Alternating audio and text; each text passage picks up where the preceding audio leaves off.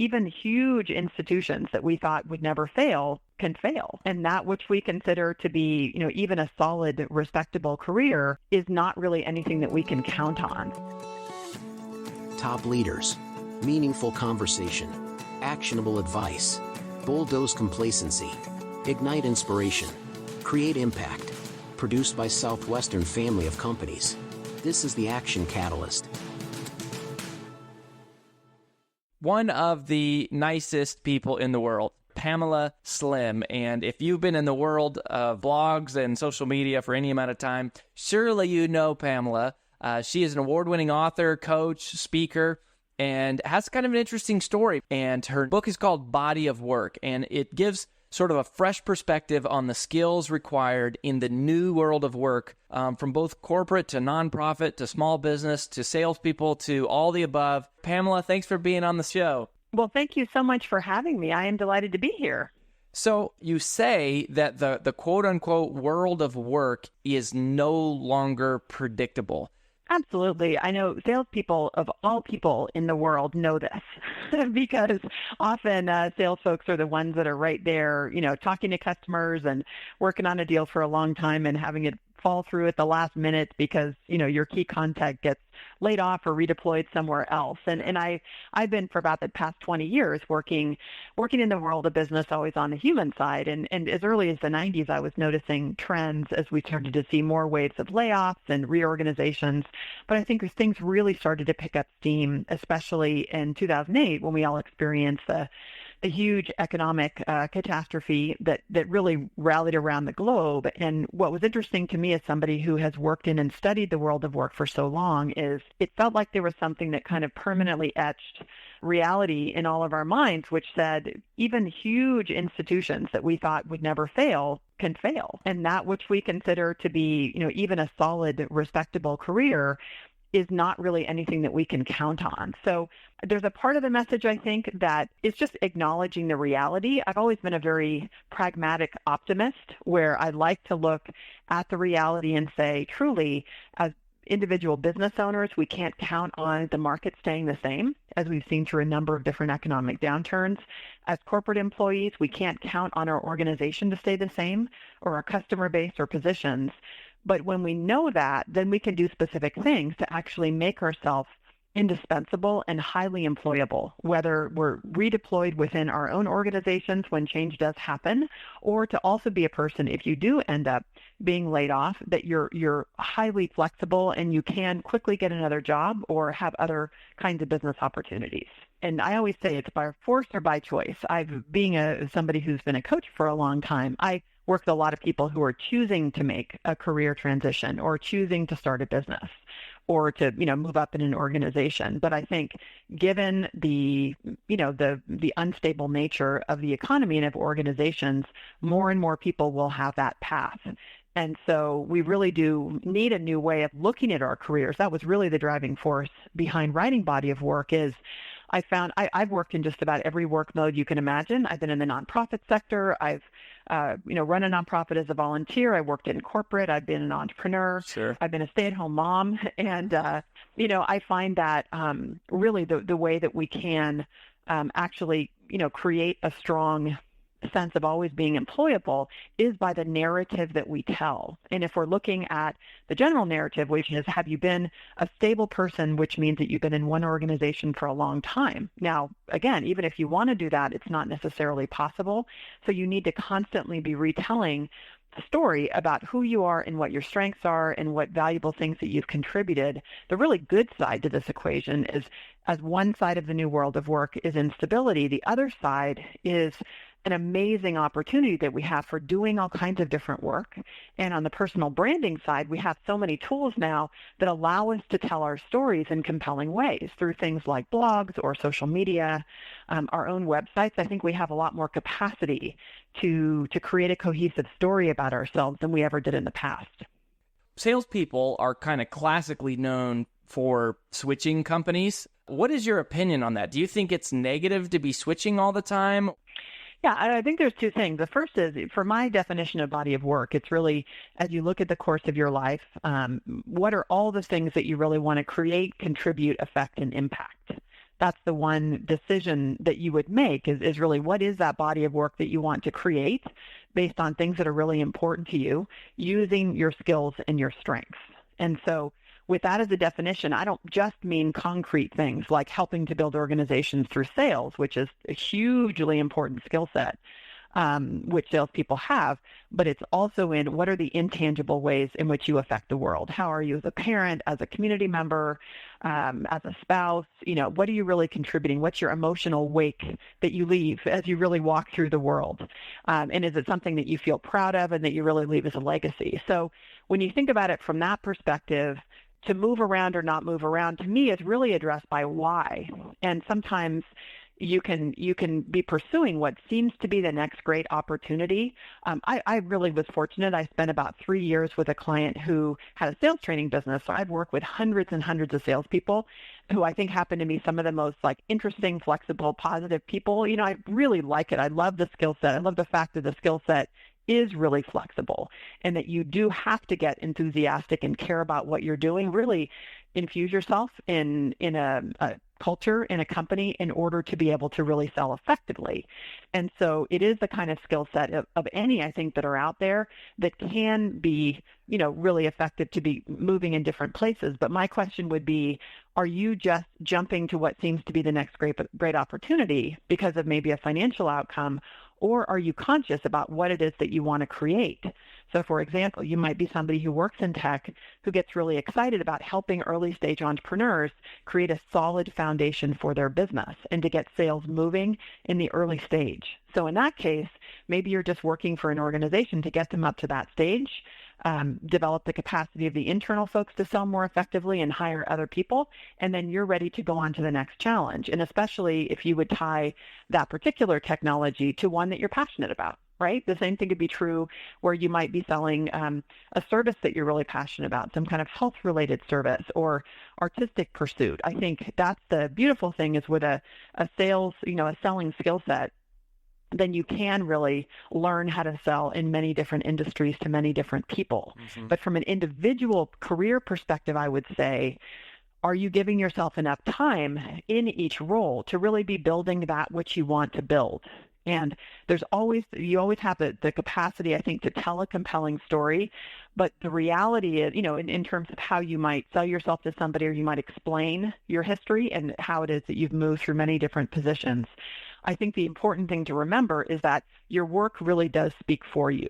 So if you truly have had integrity in your roles, you've done a great job, you've developed really powerful relationships, and you move on, that's the kind of enduring legacy that your work really speaks for. And that can't be spun. That's what other people are going to be talking about, when they talk about you. And it's in today's job environment, I think that is how people get jobs, is based on your reputation of what you've actually built and done.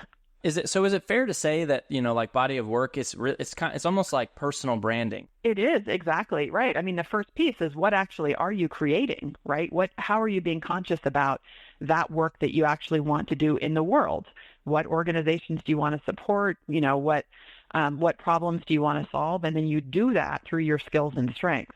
But yes, the way that you help people understand who you are and what you do is by the story you tell. It is the meta skill of the 21st century, which, by the way, has always been the meta skill, right? Storytelling is the way that we all relate to each other, and we have since the very, early days. And the good thing is that's actually what good salespeople understand, right? But I think there's two parts to the story. There's what is the story you're telling yourself? Are you saying, oh my gosh, my work history sounds really sketchy. I'm desperate. I need to get a job. Oh my gosh. In which case it's hard then to create a compelling, authentic story to somebody else, right? Versus where you say, I may not have had a perfect past. Everybody has challenges, in your life and your work, but this is the meaning that I've really gotten from it. And these are the kinds of projects that I've really thought about that I want to contribute to. And here's why my specific skills fit. And so, yes, that is personal branding. I think the thing I want to underline is it's really based on deep integrity with yourself and with the work that you want to do. And then that just has natural positive impacts in terms of the opportunities that open up for you. And I think people, buy for different reasons. We're wired a little bit differently. Some folks are very much make decisions based on personal relationships and how they feel if they trust somebody. A lot of other folks will make a decision that is based on all kinds of research and data or, individual and institutional decisions. But I think a huge overriding factor is the kind of relationship and trust that you build. And in organizations, I've seen this so much when I used to consult in organizations, they're going through as much change and tumultuousness as the outside market. And it's amazing what can happen if you have a new manager come in or a VP or a change in business strategy.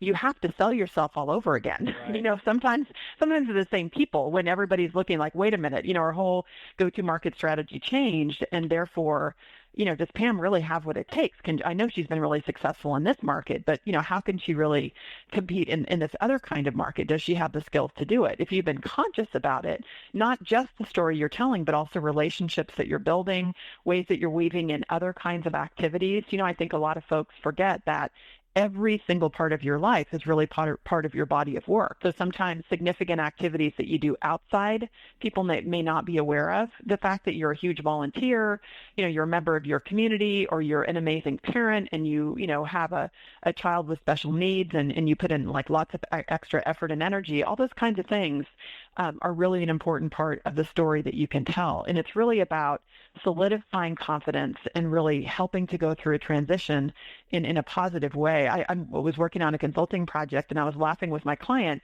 We had new folks come in that were hired, and even though kind of the senior person in the project was one who I had great trust with, he really wanted to defer to folks who were coming in on the project to make sure that they related to me. And we were laughing because he's like, oh, I saw how you started to work, how you were sending emails and, having conversations with them and introducing yourself in a way so that they really knew who you were. And he was laughing because he knows me, and he knows that that's just part of what you have to do as you're going through a transition. You can't rely on your past performance. You can't rely on relationships that you've had, because all of those can change, and especially if business strategy changes. In the book, you have this great line. You say, the quality of your life and business is directly related to the quality of your stories.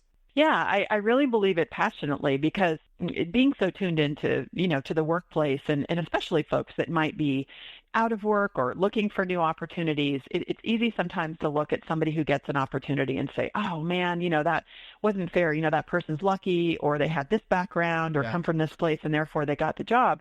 And what I always know, because I've just watched it for so long and coached so many people around it, is somebody who actually got the opportunity took the time to really research and understand what were the needs of that person who they were wanting to make a sale to, right? Kind of, again, an internal sale for an opportunity. It's funny. Talk about, when you talk about branding can be a touching point. When you talk about selling, if you start to talk about things like parenting or, getting a spouse, some of the underlying skills of using the good light side of the force skills that we have, right, are about deeply understanding and connecting with somebody, feeling good enough about yourself when you meet that person who you just think is wonderful, who would be a great life partner. You don't really knock yourself, out of the running by saying, oh my gosh, but I'm not that good a person, and why would they ever date me, and I'm not good enough, I'm not smart enough, people don't like me. That's that internal story sometimes that becomes a driving narrative for our life, and it ends up really leaking out into also how it is that we tell a story about ourselves moving forward. And so I just want to clarify again, by story, I don't mean making up things to just bamboozle everybody. It's actually telling a clear, compelling story that you deeply believe about yourself, but that's based on your reflection about that work in the world that you want to do, and based on also about being the kind of person that you want to be in the world. What kind of parent do you want to be? What are the stories that you tell your kids? What are the stories that you tell your kids about what work is? I'm always fascinated by people who spend all their time when they get home saying how terrible it is, and the office was horrible and the commute was bad. And I'm thinking, man, what kind of a story are your kids going to have about what working means? How excited are they going to be joining the world of work if that's what you hear? I was blessed that I had a dad who's still at 79 years old is a passionate photographer. Every time I heard him talk about work, it was with excitement for his craft. And I am so thankful to him for telling that kind of story about work, because it showed me that you can love what you do. And so I've always pursued work that really lit me up. Yeah, I mean those are powerful questions to think of. That's powerful. How do we become better storytellers? I think one thing to do is to read, and whatever genre of books that you enjoy, if it's fiction or even nonfiction, pay attention to what people are actually doing as they're narrating, creating a great story. The ultimate resource for storytelling, I think, is Nancy Duarte's book Resonate. Fantastic book as a resource for really understanding how can you tell a compelling story when you're trying to get somebody to change, which is what you do in a sales environment, right? Mm-hmm. And Nancy studied all kinds of the great speeches of all time and really noted through extensive research about a certain pattern and a structure to a story that can be very effective and persuasive. So I think there's things like that where you can, get resources like that.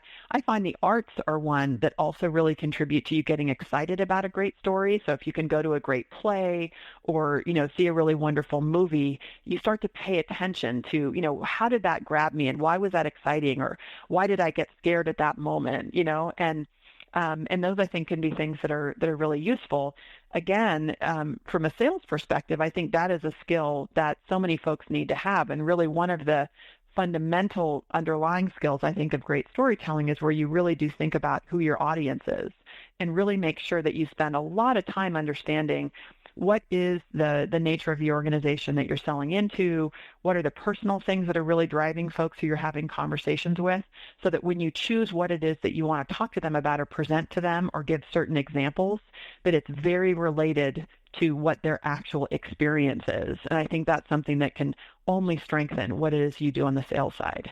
I love it. Well, Pamela, thank you so much. This has just been awesome, and thank you for being on the show. Thanks for having me. I appreciate it. If you enjoy this podcast, please make sure to subscribe. And to stay updated on everything that the Action Catalyst is up to, make sure to follow us on Facebook and Instagram at Action Catalyst Podcast and on Twitter at Catalyst_Action. And thanks for listening.